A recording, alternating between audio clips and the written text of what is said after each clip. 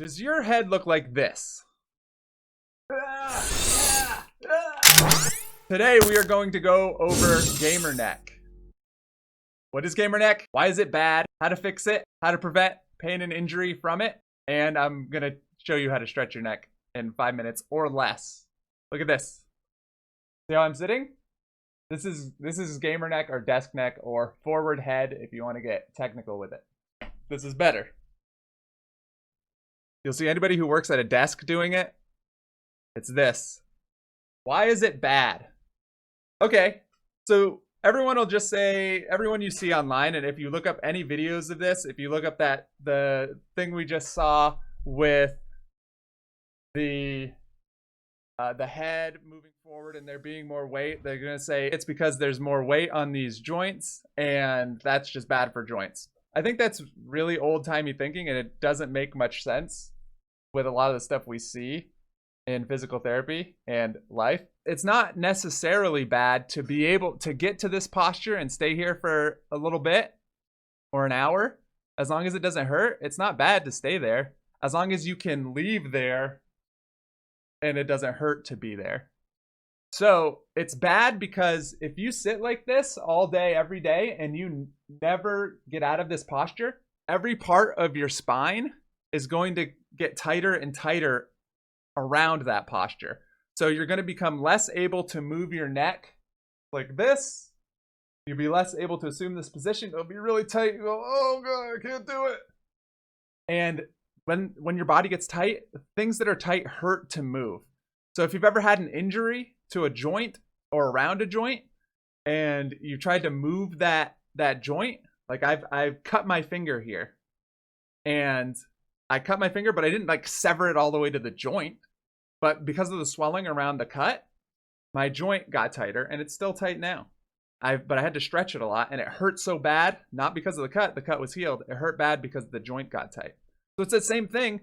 Your neck gets tight, the joints get tight in your neck, and then all of a sudden stuff starts hurting, and it gets so tight that when you move it, there might be some inflammation. And then there's also the nerves that come out in between all of your vertebrae on both sides. And those nerves can start getting irritated because they're supposed to move too. And then everything gets tied down, and then you can get numbness. You can get pain down your back. You can get neck pain itself. So it all kind of stems from tightness. How do we fix it? We fix it by attacking the base of the problem. Like I said before, you can't fix it by just bringing your neck back, because then you can't, like, it just doesn't work. Like, you get stuck right here. If you start at the base of the problem, which is your chest, and think about pulling your chest up and back, you don't even need to leave your desk. You can do all this right at your desk. Pick your chest up so that your chest, you want that superhero chest. That's how you start to fix forward head. Now you get up here and you might still be tight there. My neck has never gotten that tight, but yours might. If it is, then you really need to work on pulling your chin down and back. We call it a chin tuck. This can also be really good if you start to get a headache from sitting like this for too long, which sometimes happens. This can be really good to fix that headache. So what you do, sit up nice and tall, chest first, or else nothing matters. And then you tuck your chin and hold it. You'll probably feel a stretch here. And that's good. That's what you want to keep doing. So that's how you fix the posture. You might see a lot of other stuff like, oh, you got to do exercise. You got to do this. You gotta do all sorts of, like, do some rows. You gotta, like, slap that thing around your head that you see that, like, connects to the wall and turn your head. No, like, you gotta push on your head. You shouldn't have to for just normal posture. You could do all those exercises all day, and if you go right back to here, and then that's all you do, and you never stretch it, then you're probably still gonna have pain. But I'm going to say you don't always need to be in this posture. How to prevent pain and injury. Like I was just talking about, you don't necessarily need to be in this posture all the time, right? And in fact, I think if you were only in this posture all the time, this would also start to hurt. if we look at it from an evolutionary point of view, our bodies did not evolve to sit in a chair or to do anything and just stay in one place in that position all day.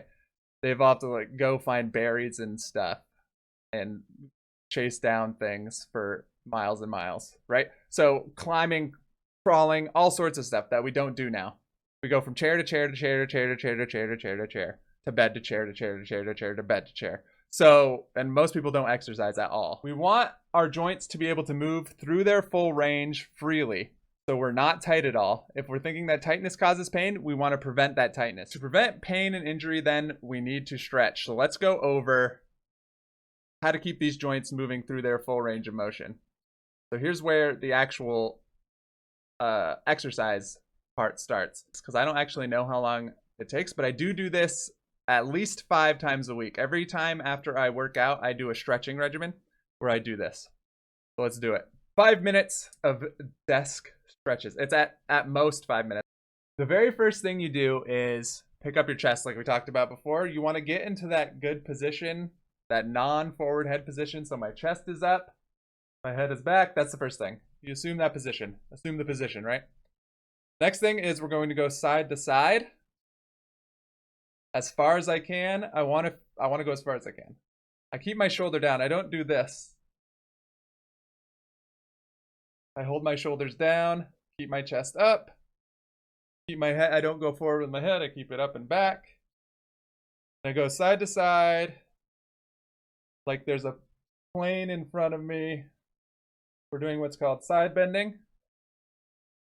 And I want to do it 60 times total. So I'm getting each side 30 times. A lot of times people will do stretching and they won't do enough. And there's also a lot of debate about what's the best amount of times or time to hold a stretch. And in my experience, you can find all sorts of studies that say all sorts of things. So whatever, the ones I found that have worked best for me to increase my flexibility in like my hamstrings and stretching and like a split has been either 3 sets of 30 seconds or just 30 times. And with joints, when it comes to joints like your knee and your elbow, or in my case, my neck, I like to do 30 times both sides. Sounds like I'm making popcorn. Delight in the chat says. Good. That's fine. That just means, so what's happening with those, when you hear that, the big pops, it's when your joints are tight. If you have a really loose joint, it won't happen as often, unless you really ram on it. Can you do full splits? Yes, I can do full splits. Okay, this feels like it's about the right amount of time. So that's the first one. I didn't actually count because I was talking, but close enough if you do it that much. We're about 2.5 minutes in, so this might be longer than 5 minutes. Oh no. So the next part is side to side. If you're really tight and it hurts to go side to side, then you don't need to add extra pushing with your hand. But I like to add extra pushing now because I was tight on one side, but I'm not anymore. So I push with my hand on my cheekbone. Now it's important to stay up tall still with your chest. Don't forget that. So I'm pushing on my cheekbone to push a little bit further to the side. You'll see in old people a lot, their necks will be really stiff. But it's funny because you'll see that it'll be more stiff to one side and less to the other because they actually turn their head to look out their, to see it, like look at their blind spot while they're driving. So that side will be okay. But they never turn their heads any other way. So we're getting that full rotation out of our neck. We got full side to side. That side, that actually helps with muscles a lot too. Then we have this one where we're really twisting those joints. If at any point you feel like pain, you don't need to push through it. Just hit it and know that if you do this regularly, it'll get better with time. If you pass out or anything doing any of this, then you better stop doing it. There are arteries that go through your, actually through the bones in your neck. and very rarely they can be injured. But not by doing this. So once we get to 30 on both sides, we can stop doing it. I already did this once today because I did my workout, but it's not gonna hurt. If you want to, you could do this as many times a day as you felt like. You probably can't do it too many times. I know when I've had really hurt joints in the past, that I've done it like I've fixed those joints like 5, 6, 7, 8 times a day whenever I think about it, and they got better quickly. Okay, so that's about right.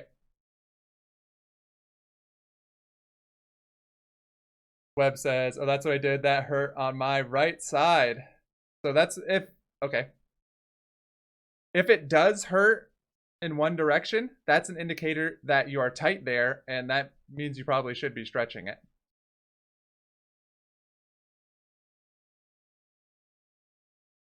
So those two are probably the most important exercises there. That's it kind of hits everything, right? For me. Last one would be if you're really sucking this forward head a lot, pulling it back and doing this 30 times. So I'm really emphasizing my chest. I'm really overemphasizing pulling this back. Like this. And we hit that one 30 times. And you're good. Now, in any of these, like this one I don't normally do, in any of them, I feel like no stretch at all. If it was me, I would stop doing it. Because there's no stretch, why bother? So the first two are the most important, I'd say, if this one doesn't hurt you. Like this I can do no problem. So I don't do it. But if it hurts you, do it and stretch it out. It'll probably feel better. Probably be all the way better in a few months. Someone in the chat just asked, how do I do it if it hurts a lot? If it hurts a lot, do it so it hurts a little bit, but not a lot. And do it 30 times right there. And you'll probably notice it'll start feeling better by the end of the 30. Thanks everybody for watching. I hope that your gamer neck is now gone and is a good neck. Or at least you know how to get rid of your gamer neck and the pain that is associated with it. If you have anything that hurts on your body and you want me to make a video about it, leave it in the comments. Like and subscribe if you want to help me keep making these videos. And yeah, that's it.